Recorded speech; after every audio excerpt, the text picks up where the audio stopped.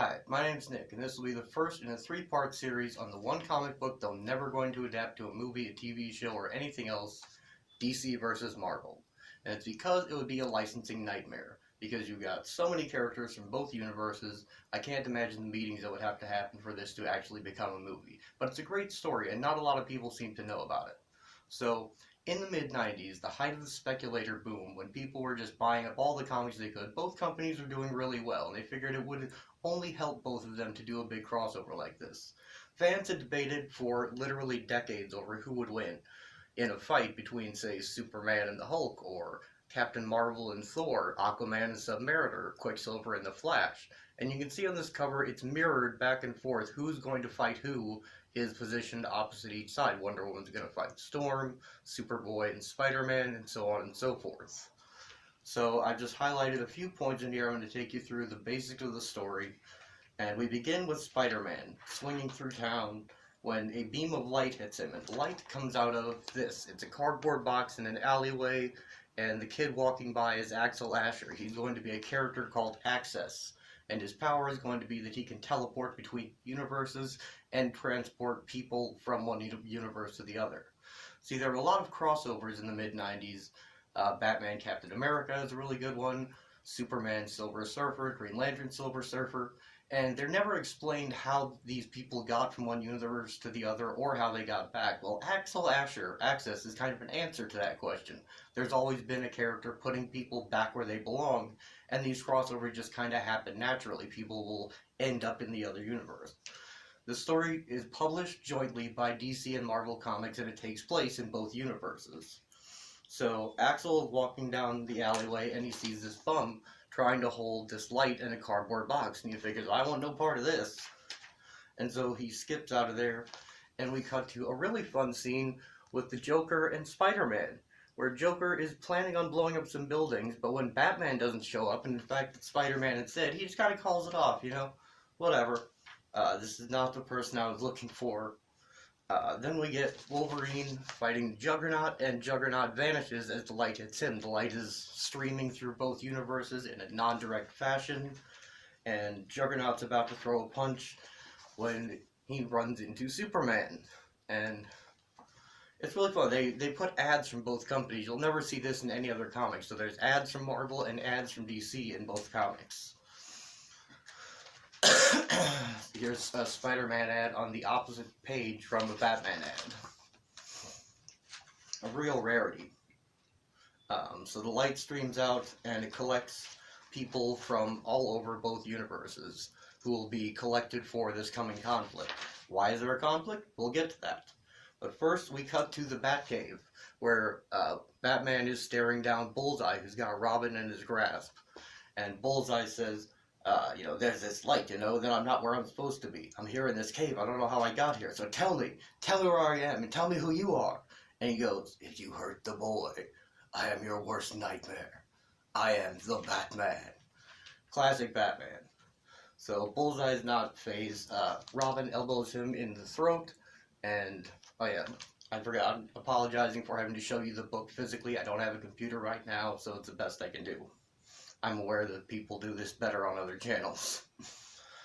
So Batman throws a batarang, and Bullseye catches it, throws it back, and Batman ducks it, and Bullseye is shocked by this. He says, nobody misses, I never miss. And Batman uppercuts him, and Bullseye gives us a nice little hint. He says, you hit even harder than Daredevil. So we're already establishing relative strengths, relative toughnesses, which we will continue to do throughout the book. Now, Batman isn't taken at this point, but Robin is, and he ends up in the bedroom of none other than Jubilee, which I think they're a really cute couple. They end up having to fight each other, but they don't want to fight, and so they just kind of hang out as teenagers, having fun. Now, here's a really fun moment. Superman's heading back to the Daily Planet, and it's been taken over by a new publisher, none other than J. Jonah Jameson, and that leads to a lot of fun. Peter Parker is the new photographer on staff. It's, they have a lot of fun with this whole idea. It's not, comics were a lot less dark and serious and low stakes in the 90s.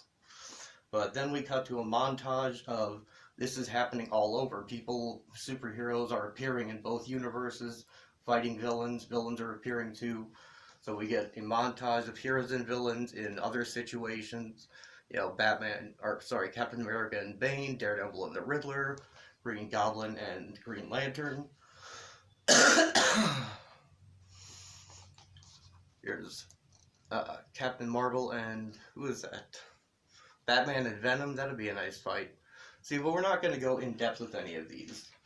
Punisher and Deathstroke. That's a fun fight, but they're not all, they're not all contentious. They're not all fighting. Here we see Doctor Strange and Dr. Fate are just kind of studying magic together. We have Hawkman and Angel just going for a flight together. You know, there is a lot of kinship and team-ups as well. But the main thrust of the story is going to be the battles that will be fought. And the way this was handled, there were 5 main card fights. Superman and Hulk, Wonder Woman and Storm, Batman and Captain America, Wolverine and Lobo, and Spider-Man and Superboy. And these were all determined by votes cast in by the readers. You didn't have to buy a comic to send in a vote, but thousands and thousands of readers sent votes in, and this is what would determine the actual contest. And there were 11 battles total. The others would be determined by the writers. And we'll get to those. The first video here will just cover the first 2 issues. The second video will cover issue 3 and the Amalgam Comics.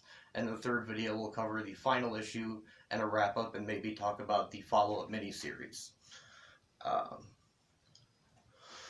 So here at the end of the first issue, we have the Spectre and the Living Tribunal, who will be powerless to do anything about this because this is all a manifestation of the brothers. Now, who are the brothers? This is a good time to stop and talk about them. The brothers symbolize the Marvel and DC universes, multiverses, as conscious entities. And apparently at some point in the distant past, they were conscious and aware of each other, and they had a fight, and it nearly obliterated both of them. It caused universal reboots. And that's how they explain this in story, is that there was major shakeups on both sides. There was a cosmic event. On the DC side, it was 0 Hour. On the Marvel side, I believe it was Infinity War. I'm not sure about that. He's a Marvel fan. If you know what was going on in 93 and 94, that could have been a cosmic event to cause the kind of shakeup. You can leave it in the comments. Here's the cover to issue 2. And it's just an absolute nightmare of a mess of a giant battle, which this never happens. It's all very one-on-one fights. Here we go. Here we got Wolverine fighting Killer Croc. Oh, this is a fun moment, actually, I want to point out. Both Clark Kent and Peter Parker both want to slip away and change into their costumes at the same time. They've been sent to cover the story. They're like, I gotta ditch this guy so I can change into my alter ego. So there's a lot of fun moments like that. But Axel Asher has had enough of this chaos. He's gonna get all his money and just get out of town. But there's that bum in that cardboard box again. You know, that's gonna factor into his future largely. And here, I've seen a lot of people since Infinity War, the movie came out, talking about Darkseid versus Thanos. Well, it happened. There was no conclusive victor in the battle, but the battle did take place. And here we have Captain America fighting Bane. Now, keep in mind, Bane had just broken Batman's back the year prior. Here's another fun moment before we continue with that, though. Someone ends up in the DC universe and sees this Warner Brother merchandise, and he's like, what the hell, where's your X-Men stuff? And he's like, who's the X-Men? So, and then Wolverine and Croc crash into the store. Nightwing and Gambit are about to get into it and go help them out. But this is the exact pose that Bane had Batman in when he broke his back. And he's threatening to do the same to Captain America. He doesn't get the chance because the shield comes from behind and cracks him in the head. And that's how Cap would have handled that situation. Now, I could go into Nightfall and why that wasn't a fair fight to begin with. Batman had been run ragged by Bane for months earlier. You know, it was not just like Batman lost to Bane. He was sick and tired, hadn't slept for weeks. As Bane let all the people out of Arkham. That's not what this video out. So, put these in here for a reason. Here we have the brothers are communicating to everyone in both universes that instead of fighting physically, which would possibly destroy the entire universe, they're going to select champions and have the champions battle on their behalf. And so the loser of the contest, their universe will be destroyed. And so The Spectre and Living Tribunal, the highest authorities in both universes, powerless to stop it. It kind of showing that they're just tiny parts of the brothers. And here we have the handfuls of challengers picks. Again, they are arrayed in a physical format where you see who's going to fight who, arranged physically.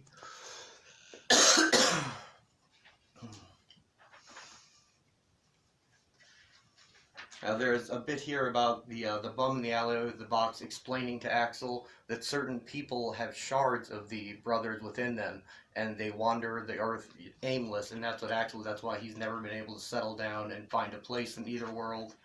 You know, oh god, I have to show you this. This is Thor's costume from a brief period in the 90s. Perhaps you've seen it in some worst costumes of the 90s lists. And it's just saying that, you know, when two people possessing the powers of God are about to fight, they do the only thing they can, which is they pray. Now, the rules of the contest are not unconsciousness or death, because, you know, that would make the contest go on for way too long. So the rules are you just have to immobilize them even for a moment. And that can be a big deal with extremely powerful superheroes like this. Here we have the next panel of Darkseid and Thanos still just staring each other down. Oh, here's another fun moment where Lois is taken by the Scarecrow, and Superman is about to step in and save him, but he doesn't have to because there's Peter Parker, and he says, well, Lois is taken care of. It's a good thing Peter is there. So they have the best amiable concordance, I think. This is just for really deep-cut comic fans. Here's Snapper Carr and Rick Jones arguing and taking bets on who's going to win between Captain Marvel and Thor, which Captain Marvel and Thor just basically pound each other around an amusement park. Thor smacks Captain Marvel into the Ferris wheel, and he actually gets trapped under the Ferris wheel, which is when he uses his magic lightning to get out of it. Which is when Thor realizes, oh, your power comes from lightning, does it? Well, guess what? I'm the god of lightning. So if I decide that you don't get your power, that's game over. And so indeed, Thor does win that contest, which is one of the ones the writers decided. And he drops his hammer. Which, look who finds the hammer. It's Wonder Woman. Well, I wonder if she'll be worthy to wield the power of Thor. Of course she is, but... well, as we'll see in the later book, she is too noble to actually use it. But if she did keep the power, she probably would beat Storm. Now, we cut to Aquaman versus Submariner, which you might think this is a pretty uneven fight, because Submariner can fly, he's got the super strength, outclassing Aquaman, but Aquaman's got a few powers of his own. They're just trading barbs here until Aquaman gets punched out of the water. And then we cut to Quicksilver versus the Flash, which also is a pretty uneven contest because I believe Quicksilver tops out at about 600 to 900 miles an hour, and Flash can run literally faster than light. He can run through time. If you ever wondered who's faster, Superman or the Flash is faster by orders of magnitude. So while, however, Flash diverts from the battle to go save this truck that veered off the road because they were fighting. And so his nobility is almost a weakness here, as Flash is saving these people. Quicksilver gets the upper hand for a moment, shown in this panel here, but Flash is of course much faster and takes him out. So that's one for Thor and one for Flash, still even. And it'll maintain pretty even, you know, most of the way. Oh man, this is one of my favorite, yeah. Here we go. So Aquaman lands on the beach, and Submariner comes out to follow him. Aquaman has this hook hand with an unbreakable cord that he wraps around Namor, but that doesn't keep him down for long. But I have to point out one of my favorite jokes in all of comicdom, where Namor says to Aquaman, "You buffoon, it's unbreakable to you, but not to a true scion of Atlantis." And Aquaman says, "Well, I've done plenty of scion in Atlantis too." And my Marvel friend hates when I quote that joke to him. Plenty of, what are you, an idiot? Have you no respect for the stakes for which we battle? So, Namor points out that he's not immobilized, and Aquaman says, "Yes, you may be stronger than me, but my advantage is that you're too noble to cheat," as he commands a whale to land on Namor with a giant wham. So Aquaman wins that fight with the aid of a whale. And it turns out not only does J. Jonah Jameson run the Daily Planet, it's been bought by Kingpin. This goes nowhere, but it's just a fun little note to give Peter a reaction while he's actually hitting on Lois until, Clark shows up and he's like, "Geez, Clark, you could squash me like a bug." It's a very jokey time in comics. This is a lost era. And here we have just a lead into the next issue with Darkseid and Thanos, Wonder Woman wielding the hammer, and the box just about to burst. And I think that's enough for this first video. I'll just show you at the end of the comic they had a running tally of who's doing what, and they had a page explaining the voting, and then character rundowns for height, weight, statistics, powers, affiliations, things you would find on trading cards of the era. But that's it. I hope you enjoyed this, and I hope you'll come back for parts 2 and 3. Thank you for your time.